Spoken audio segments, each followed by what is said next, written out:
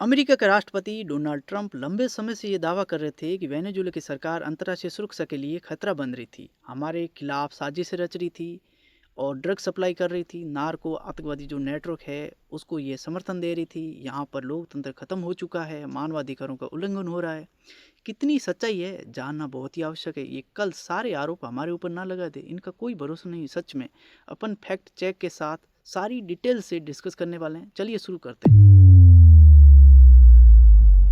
दरअसल अमेरिका दुनिया के हर उस देश पर यह आरोप लगाता है जो उसके अकॉर्डिंग निर्णय नहीं लेता। पिछली बार आपने देखा होगा शेख हसीना को सत्ता से हटाया था अमेरिका ने। तब क्या मांगा था पता है? सेंट मार्टिन द्वीप, जो कि शेख हसीना ने नहीं दिया। फिर ये सारे आरोप लगा करके कैसे करके सत्ता से हटाया गया। ऐसे कोई एक एग्जाम्पल नहीं है, बहुत सारे एग्जाम्पल है। कई साल पहले अमेरिका ने इराक के ऊपर आरोप लगाया कि इराक छुप कर रासायनिक हथियार बना रहा है। इराक सरकार का संबंध अलकायदा जैसे आतंकी ऑर्गेनाइजेशन से। इराक के राष्ट्रपति सदाम हुसैन आतंकवाद को समर्थन दे रहे। परिणाम स्वरूप 2003 में अमेरिका ने इराक पर हमला किया, बगदाद पर भारी बमबारी हुई, सदाम हुसैन की सरकार गिरा दी गई और 2006 में सदाम हुसैन को फांसी दे दी गई। अंतर्राष्ट्रीय मामलों के जानकार ये कहते हैं कि अमेरिका जो भी कई सालों से ये हरकतें कर रहा है ये कानून के खिलाफ है। हाँ, ये बात सच है, क्योंकि अंतर्राष्ट्रीय जो कानून की परिधि ये सारी चीज़ें नहीं आ रही। उन्हें इस बात का भी ध्यान रखना होगा कि यूएन के जितने भी चार्टर है उनके आर्टिकल 2 के सब क्लोज 4 में जो भी दिया गया है ये अमेरिका के ऊपर नहीं है, ये अमेरिका के अलावा सारी दुनिया पर लागू होता है। क्योंकि यूएन को बनाया किसने? अमेरिका ने। फंडिंग ज़्यादा अमेरिका कर रहा है, इसका मुख्यालय अमेरिका में। भले ये पक्ष में निर्णय दे या विपक्ष में दे, अमेरिका का कुछ नहीं होने वाला। अब सवाल ये उठता है कि अमेरिका आखिर किसी भी देश के साथ ऐसा करता क्यों है? तो अमेरिका की बहुत सारी आवश्यकता होती है, जिसमें चिप, रेयर अर्थ मिनरल, तेल, गैस और महत्वपूर्ण द्वीप। द्वीपों में तो ऐसा होता है कि जो भी विरोधी देश है, इसके आसपास जो भी देश है, वहाँ पर द्वीप अच्छा सा लेकर के वहाँ पर सैन्य अड्डा विकसित करना। ये सारी चीज़ें अमेरिका, जिस देश में ये सारी चीज़ें होती है तो उसको पहले उल्लू बनाया जाता है कि भाई ये चीज़ें हमें दे दे।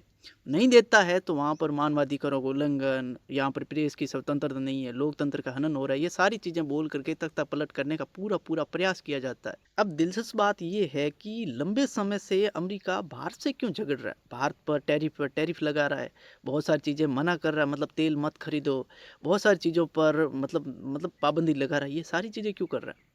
क्योंकि अमेरिका को ये सारी चीज़ें जो मतलब जैसे तेल हो गया, गैस हो गया, रेयर अर्थ मिनरल हो गए, ये चिप हो गई, ये तो भारत के पास नहीं है और न ही द्वीप ऐसे कोई भारत इनको देगा। तो सवाल ये उठता है कि आने वाले समय में भारत जल्द ही विकसित होने वाला है। विकसित कोई भी देश होता है तो वो चैलेंज करता है, और चैलेंज भी करता है साथ ही डॉलर को मतलब डॉलर को चैलेंज करता है, मतलब अपनी करेंसी में ही सारा आयात निर्यात करता है। तो ये सारी चीज़ें करेगा तो अमेरिका को कमज़ोर करने का भी प्रयास हो रहा है। तो ये अमेरिका को अच्छा नहीं लग रहा है। अमेरिका को पहले से ही ये खटकी हुई है कि जब से रशिया, चाइना और ब्रिक्स वाले जो भी देश है वो नई करेंसी लाने की जब भी बात की, अमेरिका के दिमाग में ये खटक गई कि आने वाले समय में ये अगर हो गया तो अमेरिका बहुत ज़्यादा कमज़ोर हो जाएगा। इसलिए पूरा प्रयास किया जाता है कि भारत को रोको, चाइना को रोको, रशिया को रोको, कैसे करके इन पर पाबंदी लगाओ। जब तक दुनिया में चाइना विकसित नहीं था तो दुनिया भर के चाइना के लोग अमेरिका में काम करते थे। अमेरिका की बड़ी बड़ी टेक कंपनियों में जो प्रोफेशनल लोग थे ना चाइना के, वो अमेरिका में काम करते थे। लेकिन जब से चाइना विकसित हुआ, चाइना के सारे लोग अमेरिका से लौट करके चाइना में आ गए। इसका कारण बड़ा साफ है कि अमेरिका को ये पता है कि लाखों लोग जो अमेरिका में भारत के प्रोफेशनल लोग काम करते हैं वो सारी टेक कंपनियां छोड़ करके भारत में चले जाएंगे। ये भी सबसे बड़ा कारण है।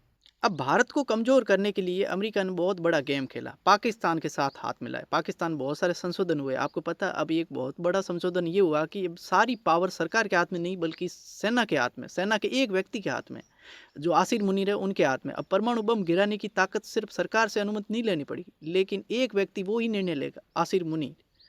अब आप सोचो कि ऐसा संशोधन क्यों करवाया? पहले तो कभी नहीं हुआ। पाकिस्तान की टेररिस्ट एक्टिविटी की वजह से दुनिया में सबसे ज़्यादा लोगों की मौत होती है, लेकिन ये अमेरिका को क्यों नहीं दिखाई दे रहा? क्योंकि अमेरिका के पक्ष में है पाकिस्तान।